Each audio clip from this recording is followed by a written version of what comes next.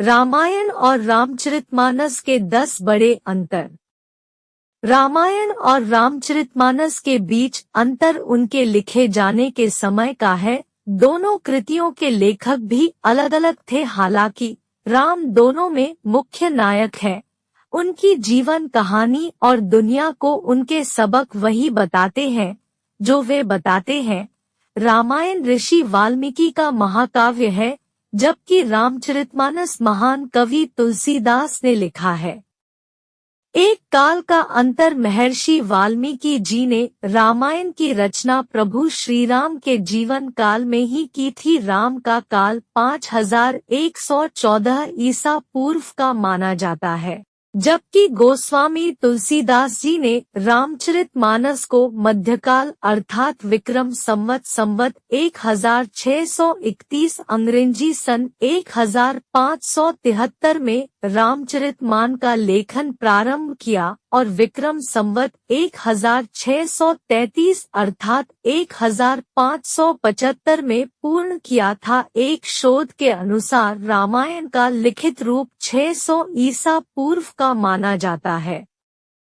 दो भाषा में अंतर। महर्षि वाल्मीकि जी ने रामायण को संस्कृत भाषा में लिखा था, जबकि तुलसीदास जी ने रामचरितमानस को अवधी में लिखा था। हालांकि रामचरितमानस की भाषा के बारे में विद्वान एकमत नहीं है। कोई इसे अवधी मानता है तो कोई भोजपुरी। कुछ लोग मानस की भाषा अवधी और भोजपुरी की मिलीजुली भाषा मानते हैं। मानस की भाषा बुंदेली मानने वालों की संख्या भी कम नहीं है। 3 कथा के आधार में अंतर। महर्षि वाल्मीकि जी ने श्री राम के जीवन को अपनी आंखों से देखा था। उनकी कथा का आधार खुद राम का जीवन ही था, जबकि तुलसीदास जी ने रामायण सहित अन्य कई रामायणों को आधार बनाकर रामचरितमानस को लिखा था। यह भी कहते हैं कि उनकी सहायता हनुमान जी ने की थी। 4 श्लोक और चौपाई। रामायण को संस्कृत काव्य की भाषा में लिखा गया, जिसमें सर्ग और श्लोक होते हैं, जबकि रामचरितमानस के दोहों और चौपाइयों की संख्या अधिक है। रामायण में 24,000 श्लोक और 500 सर्ग तथा 7 कांड है। रामचरितमानस में श्लोक संख्या 27 है, चौपाई संख्या 4608 है, दोहा 1074 है, सोरठा संख्या 207 है और 86 छंद है। 5 रामायण से ज्यादा प्रचलित है। रामचरितमानस वर्तमान में वाल्मीकि कृत रामायण को पढ़ना और समझना कठिन है, क्योंकि उसकी भाषा संस्कृत है, जबकि रामचरितमानस को वर्तमान की आम बोलचाल की भाषा में लिखा गया है। जनमानस की इस भाषा के कारण ही रामचरितमानस का पाठ हर जगह प्रचलित है।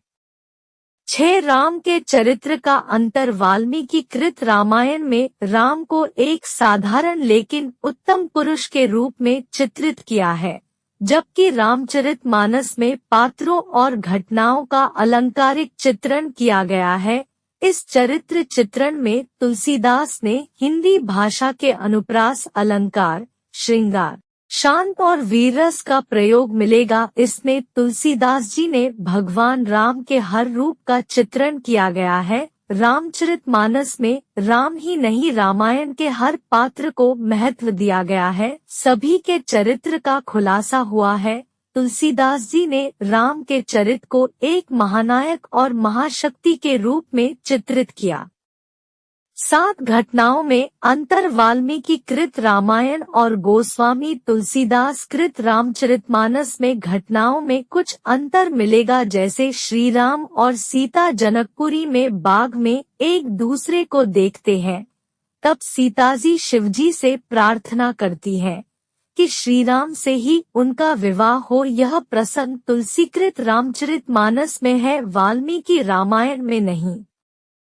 धनुष प्रसंग भी तुलसीकृत रामचरितमानस में भिन्न मिलेगा। अंगद के पैर का नहीं हिलना, हनुमान जी का सीना चीरकर राम सीता का चित्र दिखाना। अहिरावण का प्रसंग यह तुलसीकृत रामचरितमानस में ही मिलेगा। वाल्मीकि रामायण में इंद्र के द्वारा भेजे गए मातली राम को बताते हैं कि रावण का वध कैसे करना है, जबकि तुलसीकृत रामचरितमानस में यह प्रसंग नहीं मिलता। रावण के वध के लिए हृदय में उस समय वार करना जब रावण अति पीड़ा से सीताजी के बारे में विचार न कर रहा हो, यह विभीषण द्वारा बताया जाना भी तुलसीकृत रामचरितमानस में है, जबकि रामायण में नहीं।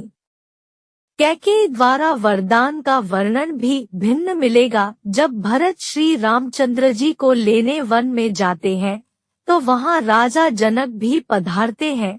जनक का उल्लेख तुलसीकृत रामायण में नहीं मिलेगा। इसी तरह और भी कई प्रसंग है जो या तो तुलसीकृत रामचरितमानस में नहीं है और है तो भिन्न रूप में।